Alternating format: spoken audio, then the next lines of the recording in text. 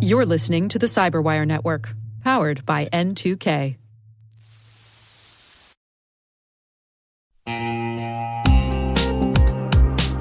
Struggling to keep up with the demands of managing and securing identity in your distributed enterprise IT environment? You're not alone, but don't let it hold you back. With Strata's identity orchestration platform, you can secure all your apps on any cloud with any IDP, so your IT teams will never have to refactor for identity again. Imagine modernizing app identity in minutes instead of months, deploying passwordless on any tricky old app, and achieving business resilience with always-on identity, all from one lightweight and flexible platform. Want to see it in action? Share your identity challenge with Strata on a discovery call, and they'll hook you up with a complimentary pair of AirPods Pro. So don't miss out. Visit strata.io/cyberwire. That's strata.io/cyberwire.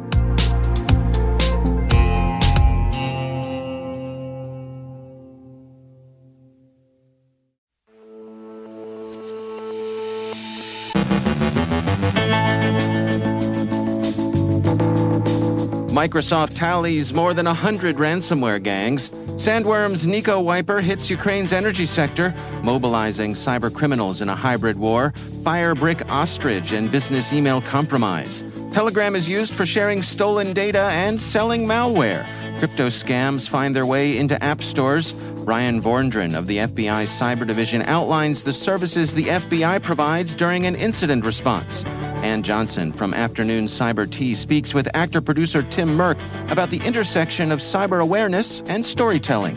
And we are shocked that there are fraudulent cyber professional credentials circulating online.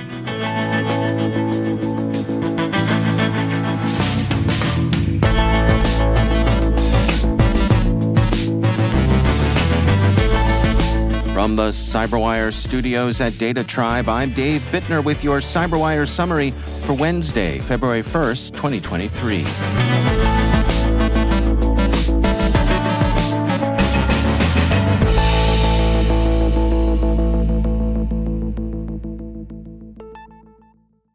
In a series of tweets yesterday, Microsoft said that its researchers are tracking over 100 threat actors who are engaged in deploying ransomware. The growth of the ransomware-as-a-service criminal-to-criminal market has lowered the barriers of entry. A criminal gang no longer needs to code its own attack tools. Redmond has some advice for defenders. To be sure, it's interesting and useful to know the ransomware strains that are out in the wild, but it's better, Microsoft advises, to focus less on payloads but more on the chain of activities that lead to their deployment. Phishing remains the most common way the attackers gain access to their targets, but malvertising is growing in popularity, and it's common for ransomware operators to exploit recently disclosed and patched vulnerabilities. They can usually count on catching a few laggards. Another technique Microsoft researchers are seeing is deployment of bogus malicious updates to compromised targets. Reliaquest yesterday blogged a detailed description of one network called either SocGholish or, more prosaically, FakeUpdates, to do just that. The researchers say a SocGholish compromise depends on user interaction. In the intrusions we tackled, we found evidence of users operating on our beachheads, interacting with a compromised domain belonging to a large transportation service company. The activity was noticed just this past month in January. Reliaquest's researchers found Evil Corp spore on the beachheads, suggesting that familiar gang's involvement. And the activity isn't, the researchers say, to be taken lightly. They say SocGholish is well practiced in such plot lines, disguising fake updates and tricking browser or system users into malicious downloads. We note, by the way, in full disclosure, that Microsoft is a CyberWire partner. Russian intelligence services have continued their wiper campaign against Ukraine's energy sector. ESET's APT activity report for the third quarter of 2022, released yesterday, describes a hitherto unknown wiper, Nico Wiper, which was used against a company in the energy sector in Ukraine in October of 2022. The report goes on to give particulars of the malware, stating, "The Nico wiper is based on sdelete, a command line utility from Microsoft that's used for securely deleting files. It's been difficult to see coordination between Russian kinetic and cyber operations. The researchers say this attack happened around the same period that the Russian armed forces targeted Ukrainian energy infrastructure with missile strikes. Even if we were unable to demonstrate any coordination between those events, it suggests that both Sandworm and the Russian armed forces have the same objectives. Coincidence isn't necessarily coordination, but of course, it might be. Sandworm represents threat activity directed by Russia's GRU military intelligence service. Russia's cyber auxiliaries continue to play their part in Russia's war. Killnet's hacktivists continued their distributed denial-of-service attacks against U.S. medical centers, with some of the targets reporting brief interruptions of important IT services. Delaware's Christiana Care, the University of Iowa Hospitals and Clinics, and a third-party vendor used by University of Michigan Health are among those who reported disruptions yesterday. Russian cyber gangs have for years operated at the sufferance of the government, which gave them broad immunity from interference as long as they restricted their attacks to foreign targets whose disruptions served Moscow's interests. The Recored, citing research by its sister organization in Recorded Future, the ESET Group, notes that a brief, sharp, and unexpected crackdown on some cyber gangs by Russian law enforcement in January of 2022 served as both misdirection and as a means of clarifying relationships and bringing the gangs to heel before the February invasion of Ukraine. The ESET Group summarizes the Kremlin's mobilization of cybercriminals, stating the relationship between the state and the gangs is long-standing. The gangs provide ready talent and a measure of deniability. There's a useful analogy here. Just as the Wagner Group recruited convicts from Russian prisons to fill its infantry ranks, so the intelligence services mobilize gangland to augment their cyber attack capabilities. In an article published by the Atlantic Council, the head of Ukraine's State Service of Special Communications and Information Protection summarized some of the lessons his country has learned from its experience of Russian cyber warfare. First, the effects of cyber attacks can be difficult to contain. Targeteers might think of cyber attacks as an area weapon as opposed to a precision weapon. Cyber attacks continue to occupy a gray zone. They can be used with fewer inhibitions than kinetic strikes. They're more deniable, and they're more difficult to deter. Cyber operations are economical of manpower. Auxiliaries can make an important contribution to offensive cyber operations. And finally, cyber operations are difficult to mount. They require both time and skill to prepare and pull off. He expects the world to see more of this in future conflicts. The war against Ukraine is unlikely to be a one-off with respect to cyber operations. Turning to more ordinary cybercrime, we see some news today about business email compromise. Abnormal Security described a business email compromise gang it calls Firebrick Ostrich that performs third-party reconnaissance attacks in the service of subsequent BEC attacks. The researchers explain that third-party reconnaissance attacks rely on open-source information rather than compromised accounts. The goal is to establish a protracted relationship with the target. After the threat actors have established that two organizations have a business relationship with each other, they'll set up lookalike domains and email addresses to impersonate the vendor organization. Then they'll send a vague request for an invoice, hoping that an employee at the customer organization will assume it's real. Firebrick Ostrich has launched more than 350 of these BEC attacks since April 2021, impersonating at least 151 organizations. All of the threat actors' targets have been based in the U.S., although the targets seem to have been chosen opportunistically. Security firm Kayla has published a report looking at cybercriminals' use of Telegram to conduct their business. The researchers explain that Telegram's secret chat feature provides end-to-end encryption and relative anonymity. While the vast majority of the app's users are legitimate and Telegram has cooperated with law enforcement in the past, criminals are still attracted to the platform. Kayla notes that the channel owned by the Lapsus Data Extortion Group has gained more than 55,000 subscribers since it was created in December of 2021. Hacktivist groups, particularly those operating on behalf of Ukraine or Russia, have gained hundreds of thousands of subscribers. Criminals also use Telegram groups to sell physical goods, including drugs, guns, and counterfeit luxury items. We stress that this amounts to abuse of a legitimate service.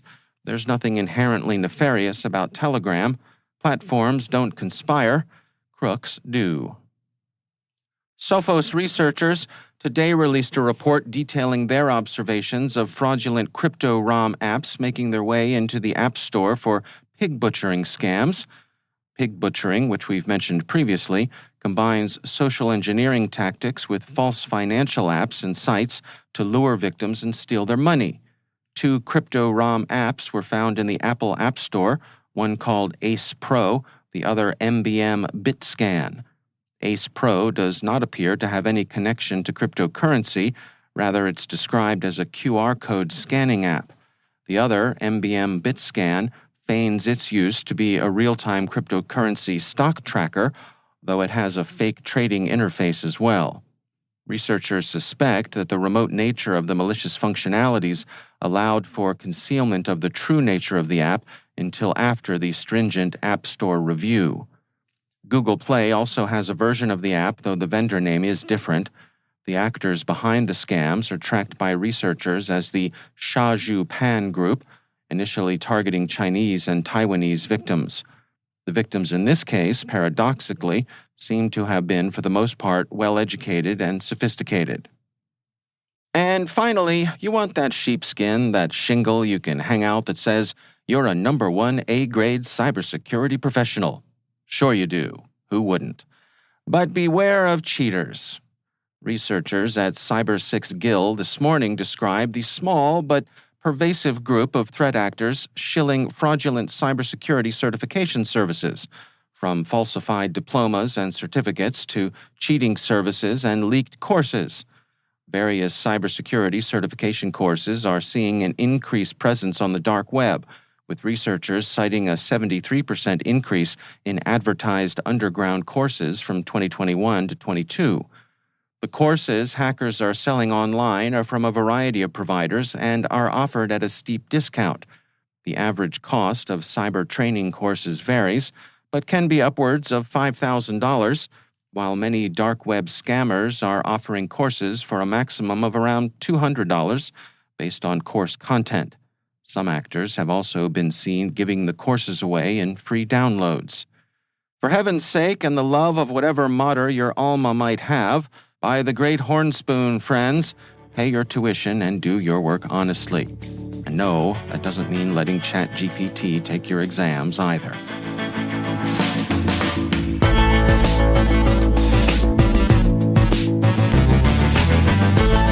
Coming up after the break, Brian Vorndren from the FBI's Cyber Division outlines the services the FBI provides during an incident response. Ann Johnson from the Afternoon Cyber Tea podcast speaks with actor-producer Tim Merck about the intersection of cyber awareness and storytelling. Stay with us.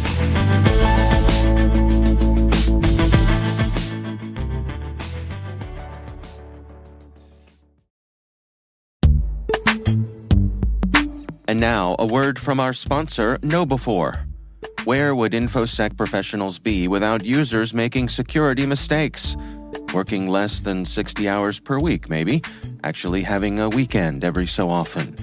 While user behavior can be a challenge, they can also be an InfoSec professional's greatest asset once properly equipped. Users want to do the right thing, but often lack the knowledge to do so. That's one of the reasons KnowBe4 developed Security Coach, a real-time security coaching tool that takes alerts from your existing security stack and sends immediate coaching to users who've taken risky actions. Existing security tools will likely block a user from visiting a high-risk website, for example, but the user might not understand why. Security Coach analyzes these alerts and provides users with relevant security tips via email or Slack, coaching them on why the action they just took was risky. help users learn from their mistakes, and strengthen your organization's security culture with Security Coach. Learn more at knowbefore.com/securitycoach. That's knowbefore.com/securitycoach. And we thank KnowBefore for sponsoring our show.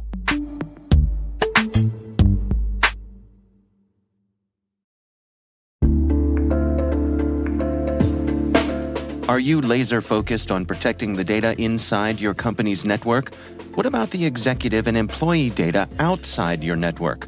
Like exposed personal information that's just out there on the surface web, waiting for a bad actor to use it to launch a highly personalized phishing scheme that brings down your network.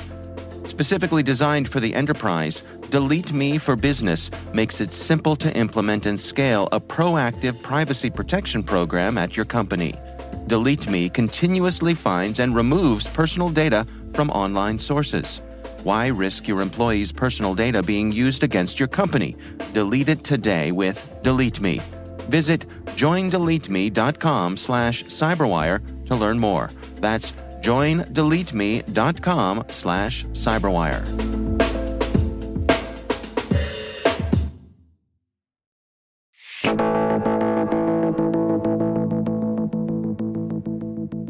Microsoft's Ann Johnson is host of the Afternoon Cyber Tea podcast right here on the CyberWire network. In an excerpt from a recent episode, she speaks with actor-producer Tim Merck about the intersection of cyber awareness and storytelling. On today's episode of Afternoon Cyber Tea, we are going to cover a really fascinating topic at the intersection of cyber awareness and storytelling. I am joined by Tim Merck, who is an actor, producer, and co-founder of Flavor, an applied gaming and storytelling company, and HackShield, a gamified cybersecurity learning experience for children. Tim is a creative, passionate about storytelling, gamification, and helping people turn themselves into problem solvers. I frequently talk about how we need people to change the language of cybersecurity and change the methods of education if we actually want the average consumer, those who are younger, people who aren't cyber pros, right? If we want them to understand it, we actually need to change the industry fundamentally. And part of that is how we tell the story about cyber. So what's your perspective on storytelling as it relates to helping people specifically understand complex topics and then specific to cybersecurity? Good question. There are a lot of things that I can answer on this question. So at first, there's something very interesting in how we learn. So when I started HackShield, me and my colleagues, we were advised by a lot of, let's say, people with real knowledge about how people learn. And they gave us a lot of advice. And I remember two big things. And one was how you create a security mindset. And if you want to create a security mindset, they told us you have to learn people adversarial thinking. So the simple explanation for me was learn to think as the bad guy. If you know what potential threats are, you could try to avoid them, of course. So the second thing was representational fluency. And it was also very inspiring for us because they said to us, hey, if you really want to change behavior and to learn something, you have to rewire their brains, meaning that you have to use all different parts of the brains to give them the tools to see things differently.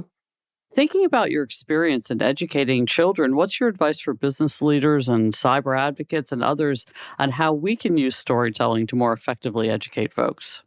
Well, what I always find very difficult to understand is when I speak with scientists, researchers, cyber experts, they often tell me that the only real way that's proven effective is if you scare someone. So imagine, the programs and where the employees get a phishing mail, and they have to click on it, and then they get a mail back from the security program. Hey, you just clicked on a phishing mail. Boo-hoo.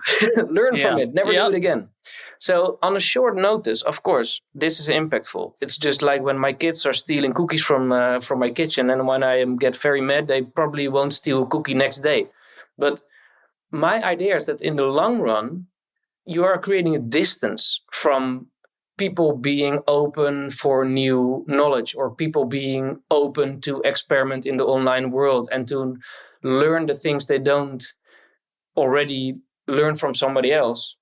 So often I think that our way of teaching others using fear and only repeating what all the difficult and dangerous consequences potentially are in the online world, I think in the long run, you're creating people that are feeling distance and just just stop learning at all.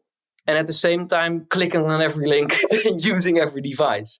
So the thing I learned most till now, the last years from working with kids, is that if you motivate them and you make them proud of what they already learn, and you make them curious towards what kind of new tricks the hackers found out now, and you give them a responsibility to share that knowledge with their colleagues, and I think that's so much more effective than scaring the hell out of them. Ann Johnson is host of the Afternoon Cyber Tea podcast. You can find more information about the show on our website.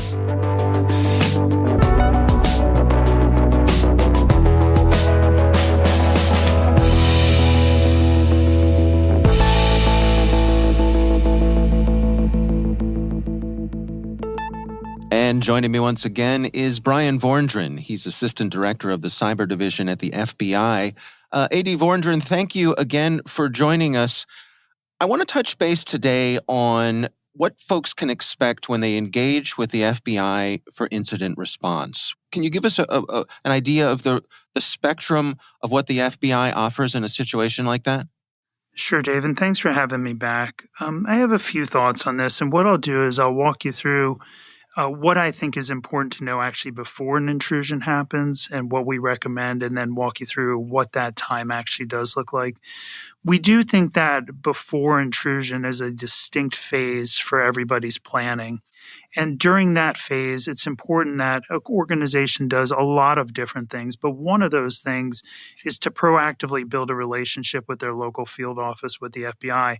That relationship should be built really for two reasons.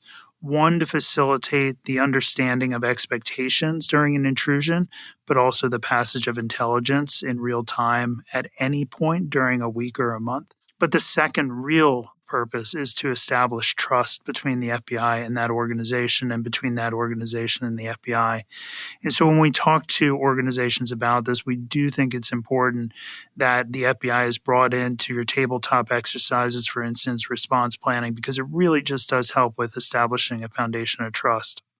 But during an intrusion, it's been my experience that the FBI and those organizations that unfortunately do suffer those intrusions are so much better if that relationship is already in place. And one of the things that we encourage an organization to think about is, okay, you are notified now that an intrusion happens, most likely by your internal net defenders, your internal IT security shop. What is your first call?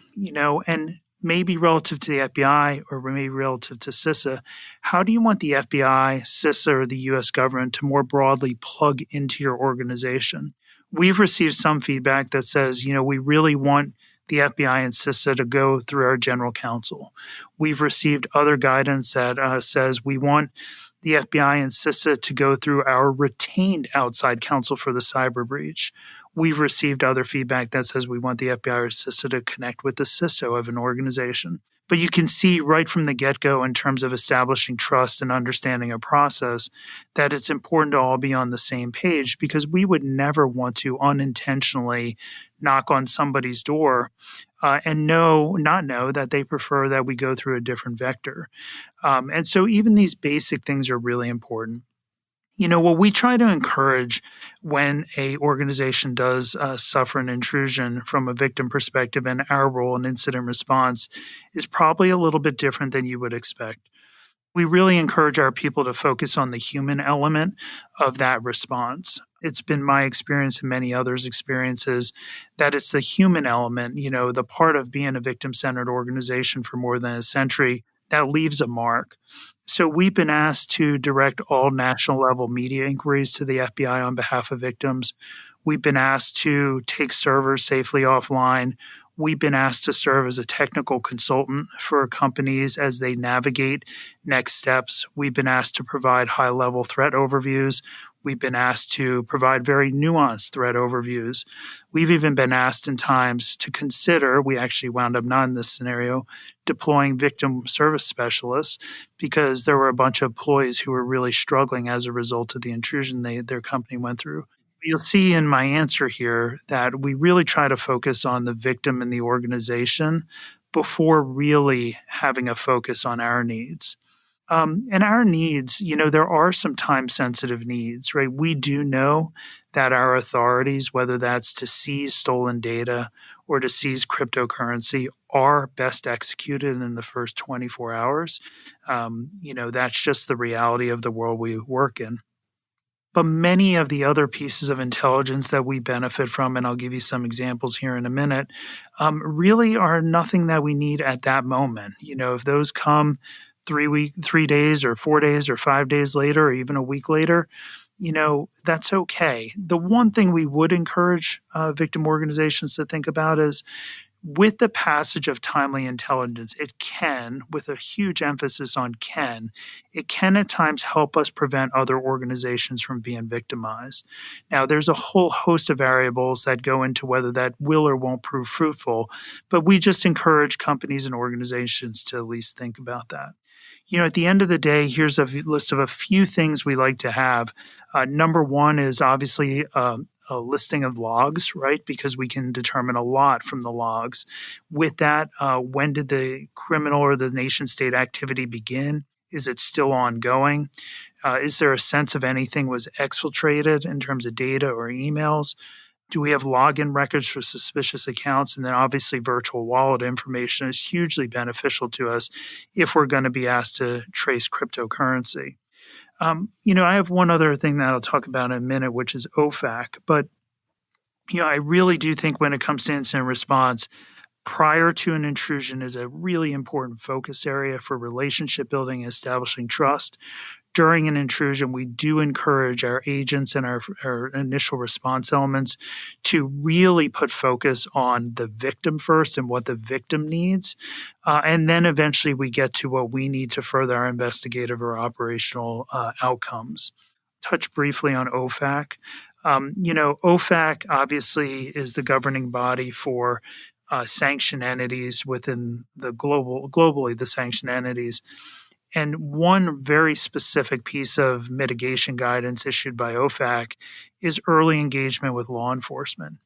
And we are always happy to take a list of names or email addresses or monikers that you have from the adversary you're dealing with. And, we can do some work on those and tell an organization if they are or are not likely dealing with a sanctioned entity. And I think that's a powerful piece of intelligence for an organization to have before they make a host of decisions about whether they do or don't want to engage with an adversary. So, Dave, hopefully that helps provide some background about how we look at our role. For organizations who have an existing relationship with a third party, a private organization, an incident response company, does the FBI still stay on their list for assistance? Yeah, we have very, very good, strong professional relationships with most of those companies, as does CISA as well. We generally find ourselves working a lot together because of the natural mission overlap. So what we traditionally see in an intrusion from an organizational perspective is you'll generally see that organization retain outside counsel that is specifically equipped to deal with cyber intrusions. You'll likely then see them hire or retain third-party incident response. And then, many of these organizations make a determination long before they are intruded upon whether they will or won't work with the U.S. government.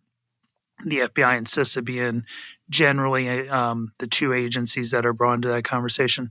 But as you can see from that construct that I just outlined, we work with all of those companies and many of those law firms very, very routinely. We're very knowledgeable of their processes and procedures, and they're very knowledgeable of ours. And it's actually a fairly mature relationship at this point where everybody has an understanding and appreciation of the equities that they have to protect on behalf of the organization. So I say that in the spirit of this is not an environment where the attorneys, third-party incident response, the FBI and CISA are all in a room together, level setting on the intelligence we have. It's not that at all. In fact, it's very cordoned off to protect the victim entity. But nonetheless, we have very good, mature working relationships with each one of those. All right. Well, Brian Vorndran is Assistant Director of the FBI's Cyber Division. Thank you for joining us. Thank you, Dave.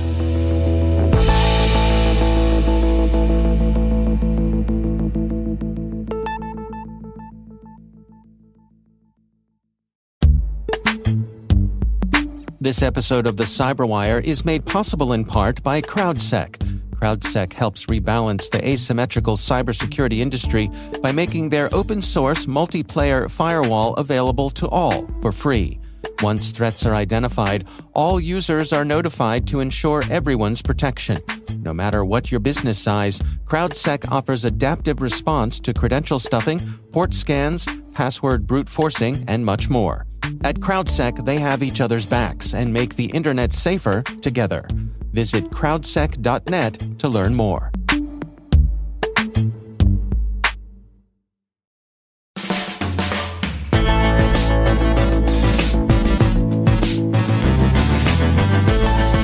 And that's the CyberWire.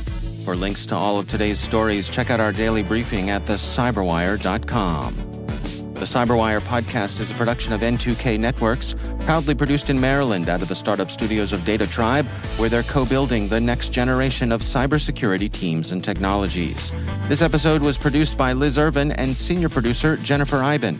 Our mixer is Trey Hester, with original music by Elliot Peltzman. The show was written by John Petrick. Our executive editor is Peter Kilby, and I'm Dave Bittner. Thanks for listening. We'll see you back here tomorrow.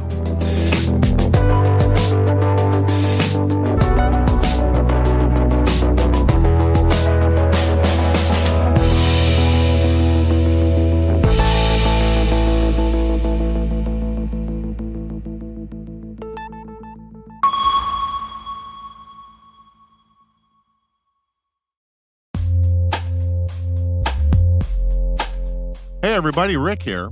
If you're anything like me, you hate commercials. So subscribe to CyberWire Pro and get all of our public podcasts ad-free, as well as our exclusive CyberWire Pro podcasts, briefings, articles, events, and bonus content. Designed for the busy professional, CyberWire Pro cuts through the noise and disinformation, giving you access to actionable reporting, trends, analysis, and insight on global events occurring in the industry, all at your fingertips. Subscribe to CyberWire Pro today for only $9.99 a month, or save with an annual subscription for only $99. That is well worth it to get rid of all of those commercials. Visit thecyberwire.com/pro to subscribe today.